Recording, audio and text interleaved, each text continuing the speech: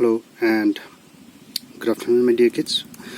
Welcome back once again to this short tutorial video for class 8 students under the topic factorization.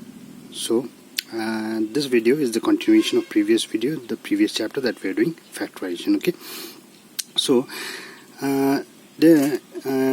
in this one we'll be dealing with the variations of factorization. Since we have done few variations, so there will be few more variations under the topic factorization, so we'll be dealing with the variations of factorization. Okay, so this one, that is exercise 14c, the first question I have taken is question number exercise 14c, question number 1. So what do we have here is, actually we got a trinomial linear, isn't it? See, x, then within bracket we got m plus n plus ym plus yn. So we got three terms, isn't it? First term, second term and the third term, isn't it?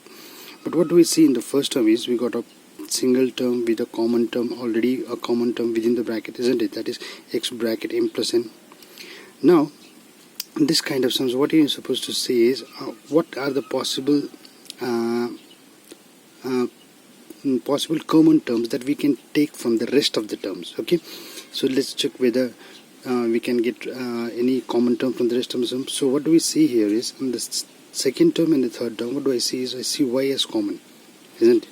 So if I take y as common from second and third term, what is left for me?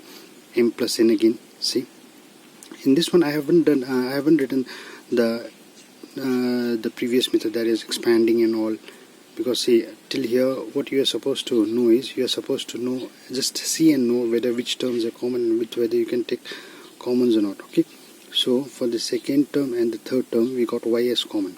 So if you take y as common, what's left from the second term? See, m, that's what I have written, m within the bracket. The sign remains the same, plus, because we have taken plus y as common, and from the third term n.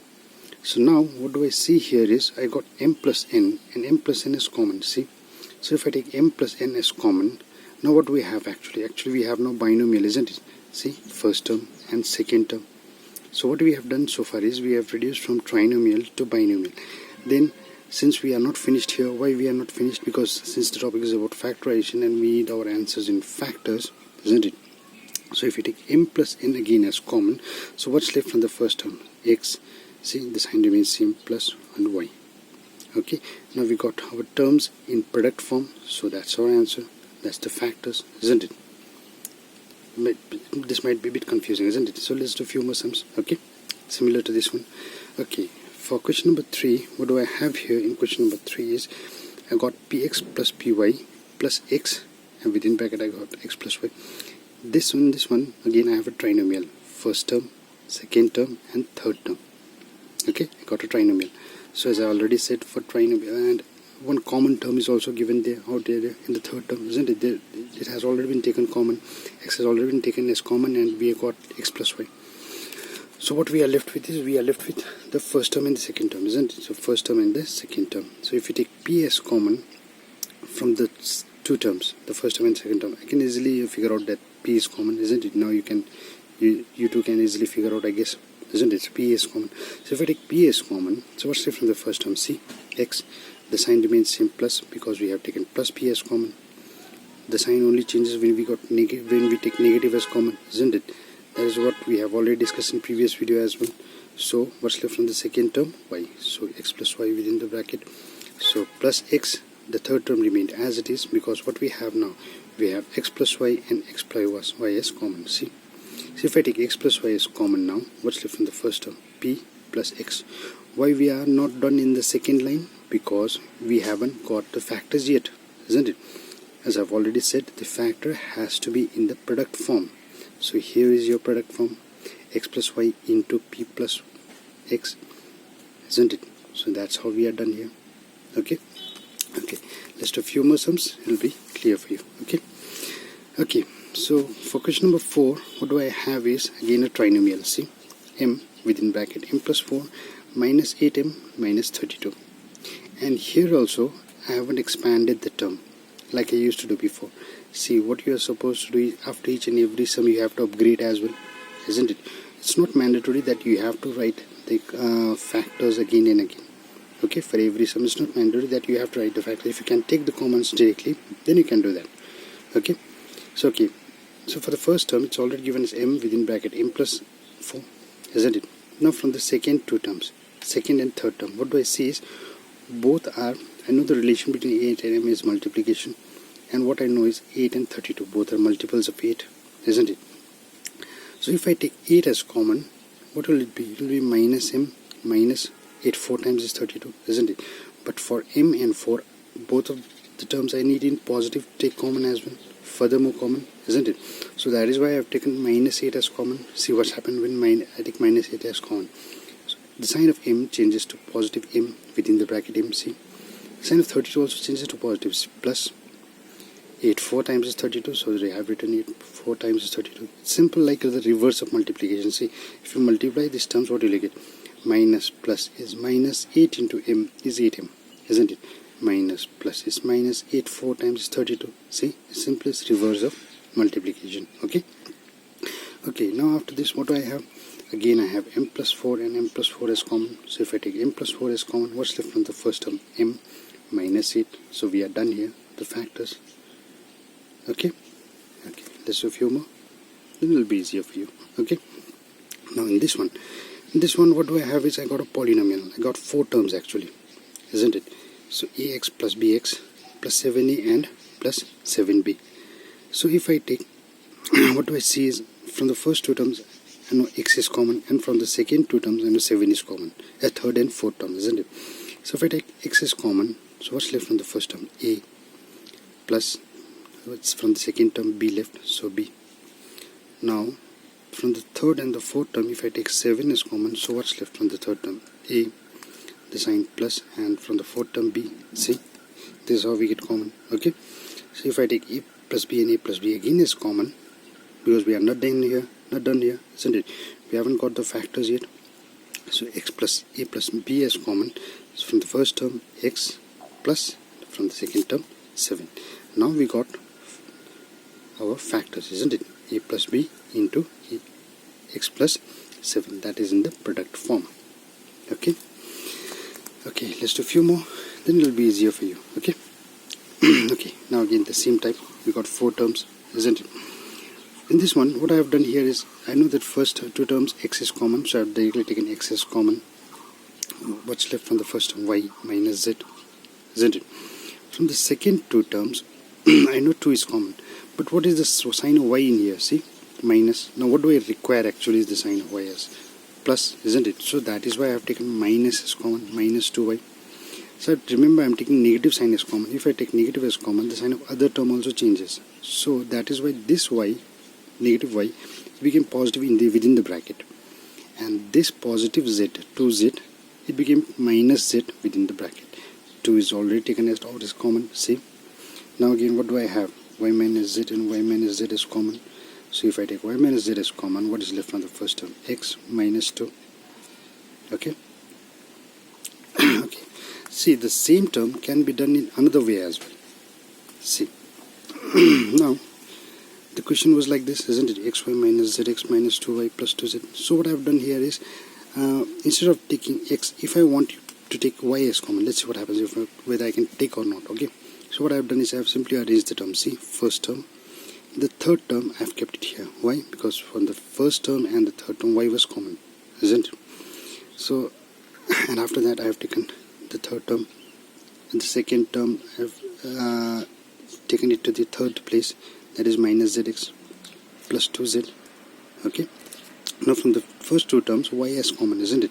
So if I take y as common, what is left? X minus 2. From the first term, x. From the second term, minus 2. Okay. Now similarly again, x, I have a positive x in here within the bracket. So I need a positive x within the bracket, isn't it? I know that these 2 terms will give me z as common, isn't it? Just by looking at the sum now, I can predict that, I can tell that z is common in these 2 terms, isn't it? But the sign of x, sign is also very important, remember that. Okay. So the x, sign of x is minus out here. So in order to change the sign, I have already told you we need to take negative as common. So I have taken minus z as common. Now see, the sign of x changed to positive, and the other z, it became negative. So this became minus 2 because we have taken z as common. Now see, what do I have here? Again, x minus 2 and x minus 2 as common. So if I take x minus 2 as common, what is left from the first term? Y minus z. See? from a polynomial 4 terms I have taken to binomial, then from binomial I have taken the factors. Okay, and your answer will be same. See, both the answers are same, isn't it? Okay. Similarly for this one as well, question number 8. What do I have here? In question number 8 is x squared plus y minus x minus xy. I got 4 terms, isn't it? So I have directly from the first 2 terms, I cannot say anything is common from the first 2 terms, isn't it? So what I am doing here is I am arranging the terms. Remember, you can arrange the terms as well. Okay, all you need to do is just arrange the terms. The sign won't change in here. Remember that. Okay, just arranging. While arranging, the sign never changes. Okay, so this 2 term, from these 2 terms I can take x as common, so that is why I have taken the third x to the second place, the y to the second y to the third place, minus xy. So I have taken x as common. X squared means we got 2x. So if I take 1x as common, what will left? 1x, isn't it? So x minus, I have already taken as x. So if you take whole term as common, what is left? What will be left? 1. We have already discussed in the previous video as well, isn't it?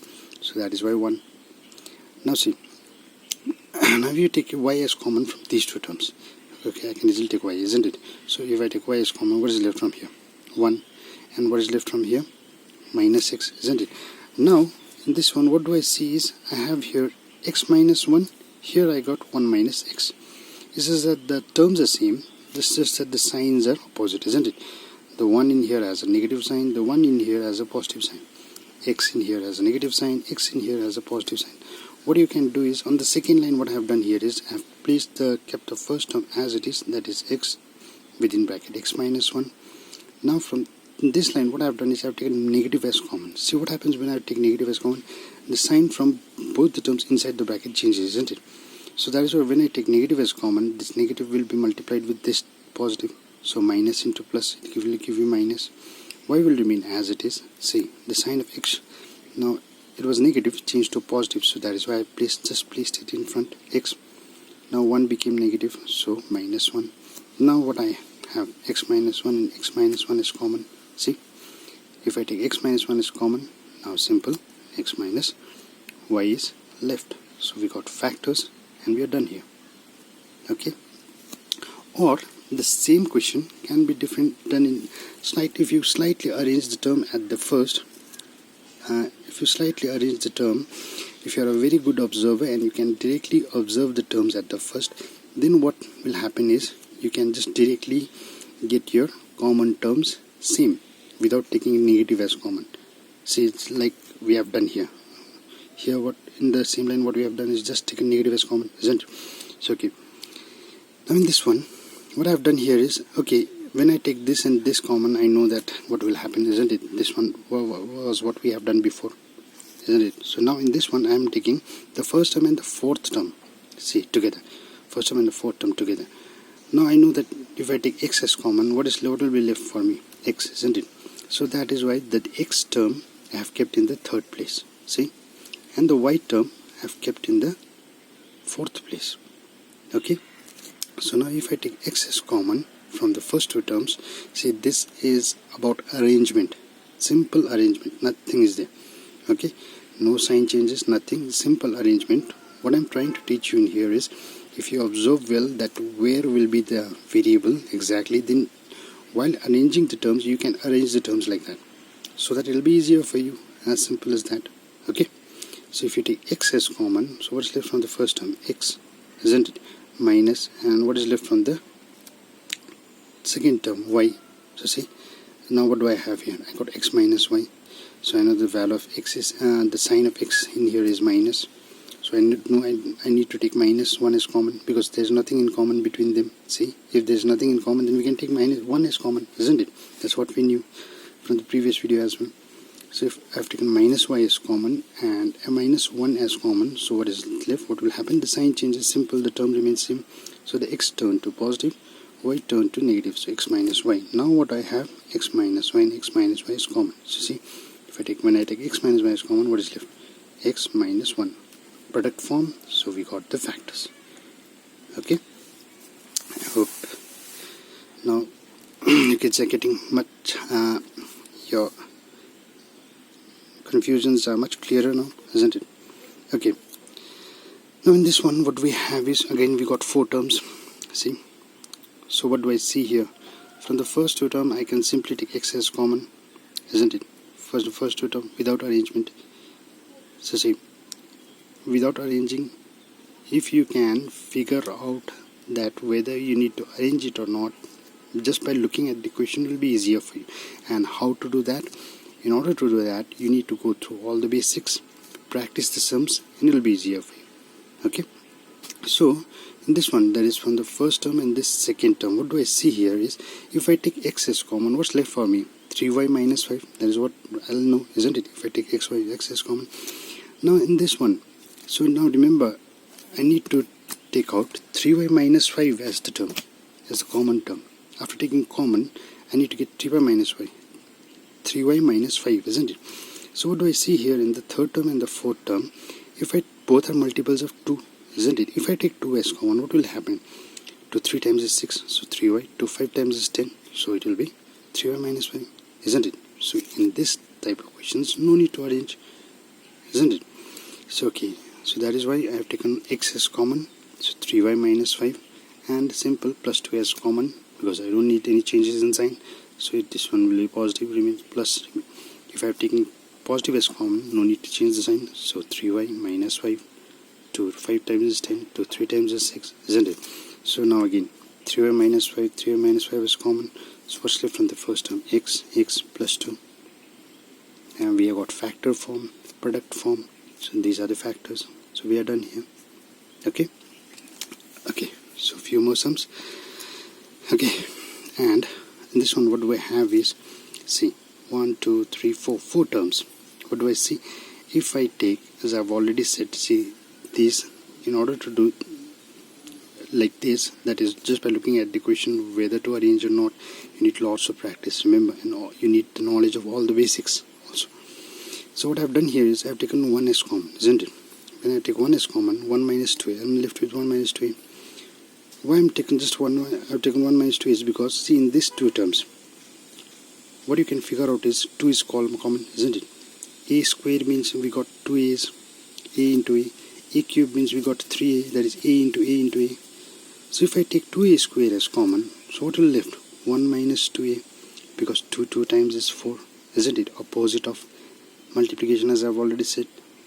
What you can do is, you can just, in order to recheck whether you are right or wrong in your procedure, what you can do is you can simply multiply the terms as well. See, minus into plus, it's minus 2a square into 1, 2a square.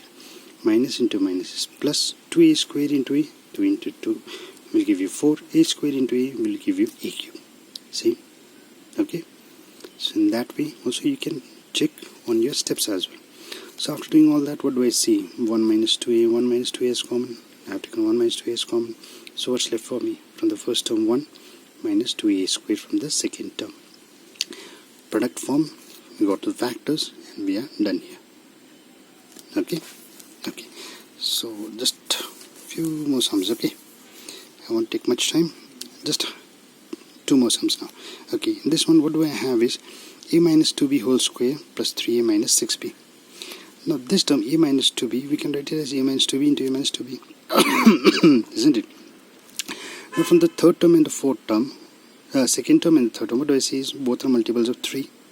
So when I take 3 as common, what will happen? From the first term a will, second term a will left, isn't it? 3 2 times is 6, so 2b will left. We'll get 2b within the bracket, isn't it? A minus 2b is common again. See, a minus 2b. If we take a minus 2b as common, what is left from the first term? A minus 2b plus 3. See, we got factors. No matter how many factors are there, isn't it? In this one we got 3 factors, 3 terms within the factor, one of the factors, isn't it? It's not a big deal, because see, it's not a problem. Because why it's not a problem is because, see, we got already have both the terms in the relation multiplication product form. So that is what we were supposed to figure out, isn't it? The factors. As I've already said, the answer has to be in the product form. Okay.